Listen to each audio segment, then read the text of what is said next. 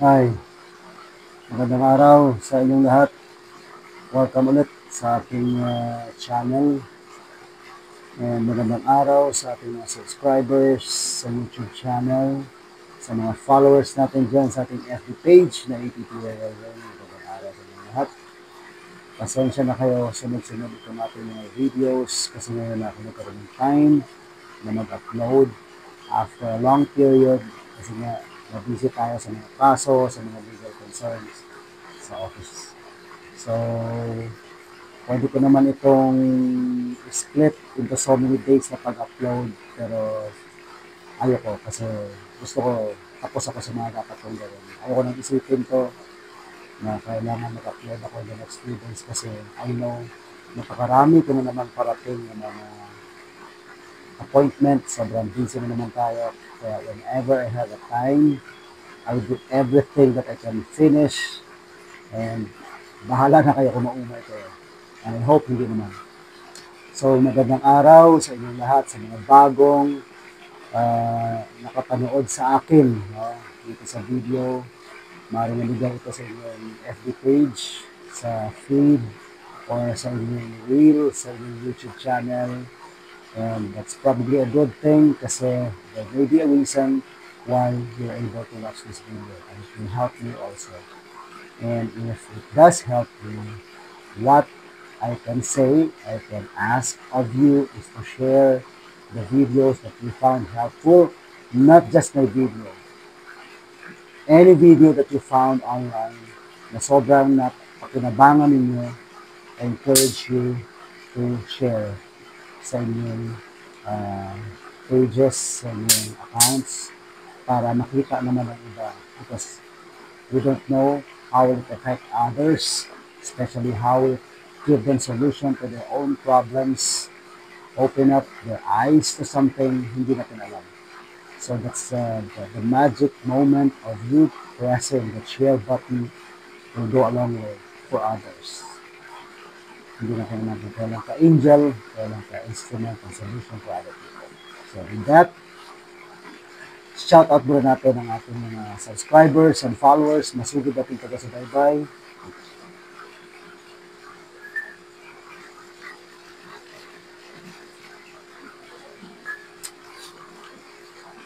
Well, ang pag-uusapan natin today ay tungkol sa isang subscriber natin na nag-comment na ang comment niya has something to do with redundancy, with offer of transfer na withdraw. Pwede ba yun? Diba?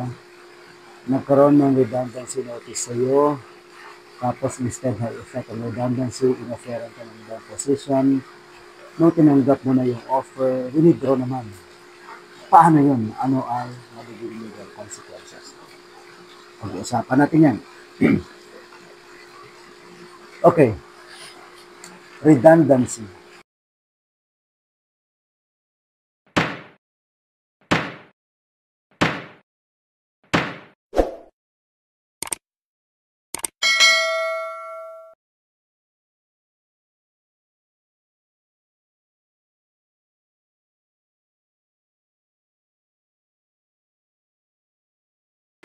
Pag sinabi natin redundancy, sa ilalim ng Article 28 ng ating Legal Code, ito yung sitwasyon na kung saan sobra sa posisyon sa isang kumpanya. No? Kaya nga, ito came from the word redundant. Ibig sabihin, excess, surplusage, no? Sobra. Kaya ang ginagawa ay ina-abolish, tinatanggal ang ibang posisyon dahil marami na rin namang posisyon ang gumagawa sa trabaho na ginagawa sa posisyon. Kaya lahat ng empleyado na may hawak ng posisyon na ginawang redundant ay tatanggalin sa trabaho niya through termination under Article 28 of the Labor Code. Ngayon, ang rule sa ating termination due to redundancy, yung employer required na magbigay ng notice sa kanyang empleyado na ang effective date ng kanyang termination due to redundancy should be 30 days after na matanggap ng empleyado ng kanyang notice. And for the same period of 30 days, dapat ma-notify ang dollar na mayroong redundancy na nangyayari through an RPS Form 5 na report na nire-require ng Department of Labor. Nandiyan naman yan sa labor advisory ng Department of Labor. So, ito na nga, si empleyado, sinabihan na, mariredundant ka. No? Ngayon, siguro para hindi na lang matanggal ng empleyado, nagkaroon ng ibang posisyon na pwede namang hawakan, no? O pwede namang lipatan itong empleyado. So, in-offer sa kanya ang particular position na instead na ma-redundant siya, mananatili siya sa company but on a different position. Alright? But the thing here, tinanggap naman ito ng empleyado. The problem arose nung after matanggap, ay withdraw ng company yung offer. For whatever reason, na sabi niya dito sa comment niya, family, whatever. Na? But again, irrespective of the reason of withdrawal, ano ang legal consequence kapag in-accept na ang offer, transferring a redundant, a supposedly redundant employee to that position na tinanggap niya, ano ang magiging legal consequence niya? Okay, in my view, ganito nangyari dyan. Yung unang issue is redundancy. Okay. Sa redundancy, hindi na sila nag-promote. Alright? So, napunta na ngayon yung issue dun sa transfer. Kasi in-offerance siya na i-transfer. And in-accept niya. So, the main issue here really is yung isang offer of transfer ba na tinanggap na ng empleyado can still be withdrawn in this particular case. Sa tingin ko, hindi na. Kasi, nagkaroon na ng meeting of minds yung mga partido, yung partido dito, yung employer, yung company, saka yung empleyado na transfer nila. So, kapag nagkaroon na ng meeting of minds, sa ilalim ng ating batas, meron na kayong kontrata. At ang kontrata ay batas sa mga partido. Ang tawag dyan is the law between the parties. This has a binding effect on those people who agreed on the terms of the contract. So the terms of the contract na in-offer sa kanya is ita-transfer siya at tinanggap niya. Ngayon, hindi tinupad ni company yung part ng kanyang obligation, which is the transfer to employee. At withdraw ito. Unfortunately, walang consent ng employee. Now, it may lead them to the situation na kung saan si empleyado, papasukan na niya yung pinag-transferan sa kanyang posisyon na tinanggap niya. Pero, ayaw na siya ngayong papasukin. No? Ito yung logical consequence na, logical consequence. Ayaw siyang papasukin yung company kasi sasabihin sa kanya, withdraw naman ang offer. So, sino ang lamang dito? Ano ang karapatan ng employee? Ano ang obligasyon ng employer? Kapag ito naging isang legal case, ano yung possible scenario na mangyayari dito? In my view, magkakaroon dito ng illegal dismissal, which is constructed. Parang lalabas dito na ang redundancy, kung hindi yung napatunayan, is a ploy to really get rid of this employee.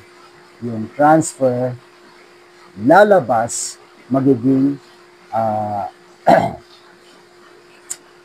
ang transfer lalabas na merong violation sa company, may breach of contract dito na nangyayari, no? Na magiging constructive dismissal kasi ginawa itong way ni employer para mapapayag si empleyado na hindi na i-contest yung kanyang redundancy because na-pacify siya na meron naman siya malilipatan. But in the end, pala, hindi naman pumayag si company. So, kung ikaw halimbawa, pumayag ka na may assign sa isang position, tapos si company hindi, tapos hindi ka na pinapasok doon, it's like you are being prevented by the company to report for work. If an employee is prevented from reporting for work, it's like depriving him his source of livelihood. At alam naman natin na ang employment ng isang empleyado is a property in constitutional sense. That requires or that is guaranteed with the security of tenure provision under our Constitution and under Article 294 of the Labor Code. So sa Constitution natin, 1987 Constitution, protection of the right of workers. Security sa kanilang trabaho. Yan ang guarantee niyan. So lumalabas dito, it doesn't appear na yung pag-withdraw ni employer ng kanyang offer of transfer na tinanggap na has some rhyme or reason. So mukhang hindi reasonable. So in my view, kapag hindi reasonable ang pag-withdraw, there is already a breach of the agreement, then lalabas dyan na merong subterfuge or impression of subterfuge para ikutan lang yung batas na matanggal itong si empleyado nang wala masyadong violent reaction sa part niya, no? Na para lang masabi na parang na-ease out siya nang wala masyadong gulo, no? Na hindi masyadong nakapag-commit sa isang obligasyon ng isang employer. So, magkakaroon yan ng constructive dismissal in this particular case. Itong aking opinion, general information lang, base sa what I know of the facts of the case. Hindi natin alam, baka may mga ibang dokumento o whatever pa itong ating subscriber na kapag pinusyan, magbabago ang ating opinion. But I'm sharing this sa general knowledge sa inyong lahat. And ito ang aking opinion, ito ang aking view. If you found this helpful, you may share this with your friends, your colleagues, or any person who may benefit from this information. And of course, be an instrument of solution to others by sharing the videos, the information that we found online. And with that, thank you very much for watching, and hope to see you in the next videos. God bless.